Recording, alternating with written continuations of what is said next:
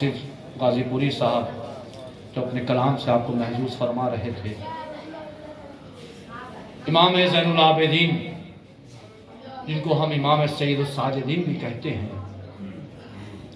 جو اللہ کے خاص بندوں میں سے تھے، جن کا روب دبدبا پروردگار عالم نے اس طریقے سے دنیا میں رکھا تھا کہ دشمن بھی دیکھ کر سر کو خم کر لیتا تھا۔ ان کے ساری اچھی نہیں ہوتی، سوال پڑھے محمد اور عالم۔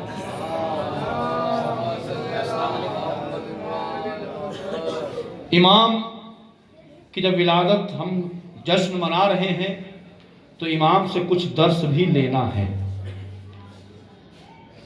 شعرا میں سے اگر کوئی شاعر ناظم ہوگا تو اس کا طریقہ ایک الگ ہوگا، چونکہ ہم نہ شاعر ہیں نہ ناظم ہیں، ایک طالب علم ہے، تو لہٰذا یہ نظامت کا طریقہ بھی ایک الگ رہے گا۔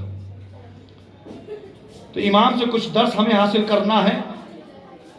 جب تک ہماری فہرست میں جو شعراء کم ہے وہ شعراء کی تعداد بھی بڑھ جائے، چونکہ مطلع محفل نظر نہیں آ رہے، مقطع محفل سبق ہے، تو لہٰذا مطلع محفل کا انتظار کر رہے ہیں۔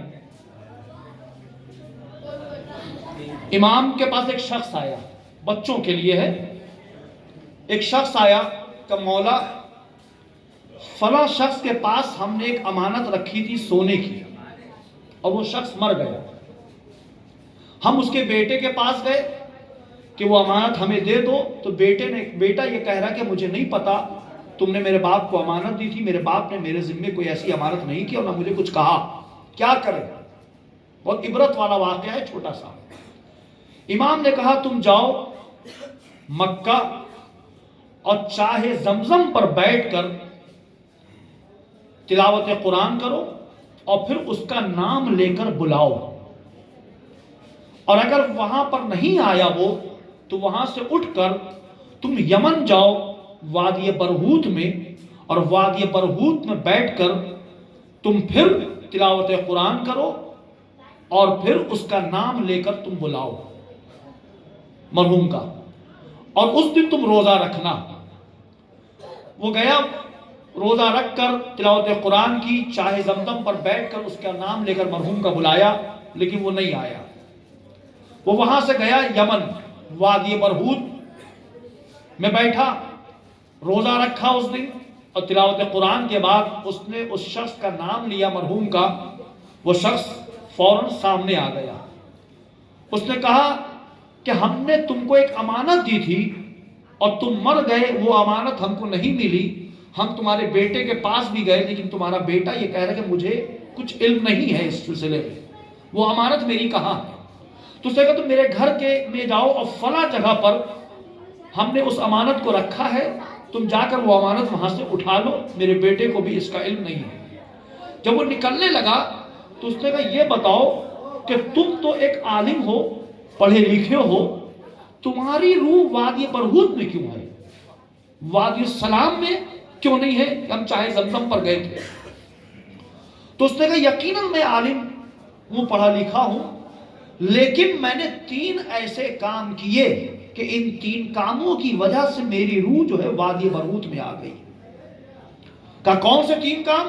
کہ ایک دن جب ہم گھر سے نکلے باہر تو دیکھا ایک بزرگ عالم دین جا رہے ہیں، سید، تو میرے دل میں ایک کسک پیدا ہوئی کہ ہم بھی تو عالم ہیں، یہ عالم ہے تو کیا ہوا؟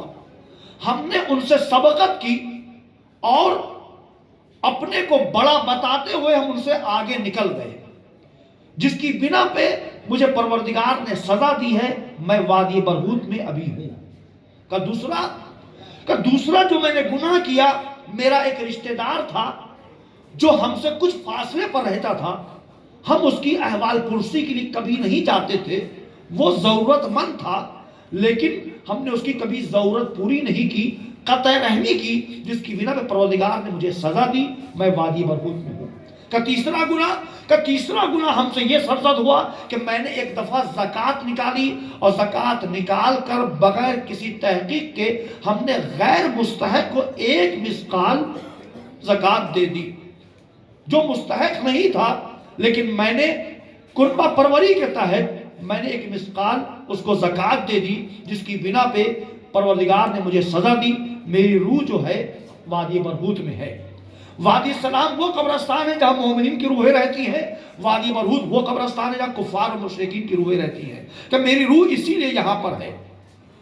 اس نے وہاں سے خدا حافظی کی اور خدا حافظی کر کے آیا اپنے شہر میں، اس کے گھر پر گیا، اس جگہ پر گیا، وہ امانت دیکھی کہ وہیں پر ویسی رکھی ہوئی ہے، امانت لی اس نے، اور پھر اب اس نے صدقہ جاریہ کا ارادہ کیا۔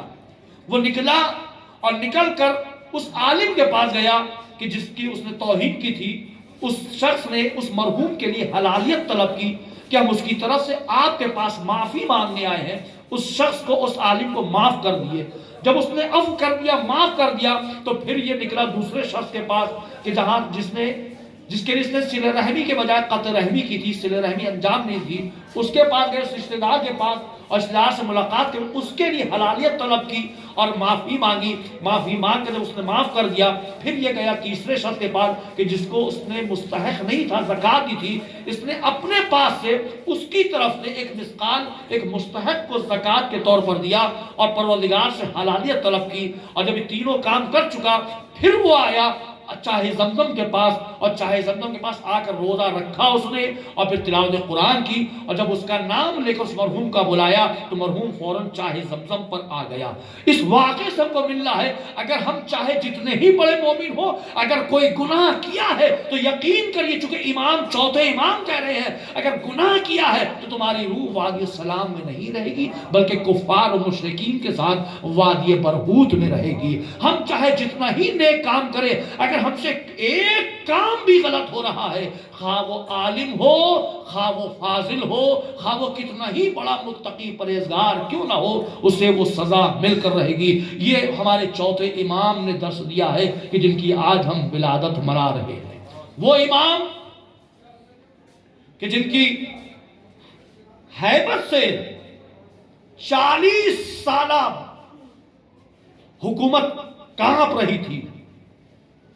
سن 40 ہجری میں امام کی شہادت ہوئی، پہلے امام کی، اور سن 61 ہجری میں امام نے خطبہ دیا، 20 سالہ یہ، اور سابقہ 20 سالہ، 40 سالہ حکومت کو 40 منٹ میں امام نے پلٹ کر رکھ دیا، صرف ایک خطبے سے۔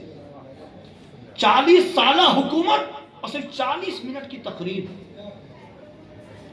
پوری حکومت کو پلٹ کر رکھ دیا۔ دربار میں کوہرام مچ گیا۔ سجاد وہ اسیر ستم ہے کہ آج بھی اس کی لحد کے گرد بھی پہرا دکھائی دے۔ شیر خدا کے پوتے کا مارا ہوا یزید تاریخ کے صلیب پہ لٹکا دکھائی دے۔